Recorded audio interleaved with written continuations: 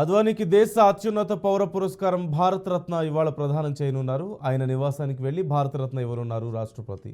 ఈ సమయంలో ప్రధాని మోదీతో సహా పార్టీకి చెందిన పలువురు పెద్ద నాయకులు హాజరు కాబోతున్నారు. జనవరి 30న ఎంపికైన వ్యక్తులకు రాష్ట్రపతి భవన్లో దేశ అత్యున్నత పురస్కారం అందజేస్తారు. ఇందులో భాగంగా కర్పూరి ఠాకూర్, ఎంఎస్ స్వామినాథన్, చౌదరి చరణ్ సింగ్, పివి నరసింహారావు భారతరత్నతో సత్కరించారు. వారికి మరణానంతరం ఈ గౌరవాన్ని అందజేస్తున్నారు. లాల్ కృష్ణ అద్వానీ ఆరోగ్యం బాగాలేకపోవడంతో ఆయన నివాసంలో భారతరత్న ఇవ్వబోతున్నారు.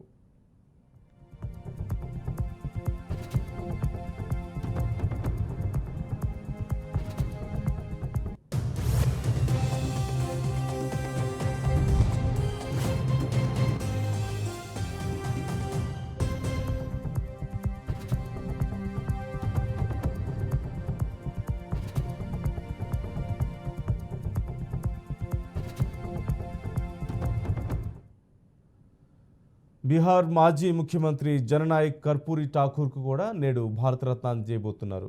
జనవరి 24న ఆయన 100వ జయంతి. దానికి ఒకరోజు ముందు ప్రధాని మోదీ ఆయనకు భారతరత్న ఇస్తున్నట్లుగా ప్రకటించారు.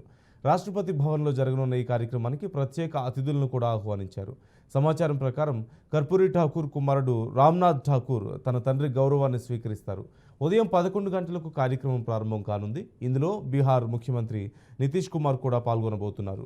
దేశ అత్యున్నత పౌర పురస్కారం భారతరత్న కళ, సాహిత్యం, సైన్స్, ప్రజాసేవ, క్రీడలు వంటి దేశ సేవలకు ఈ గౌరవం ఇవ్వబడుతుంది. తమ రంగంలో ముఖ్యమైన పని, సహకారం ద్వారా దేశానికి కీర్తి తెచ్చే వ్యక్తులకు భారతరత్న ప్రదానం చేస్తారు.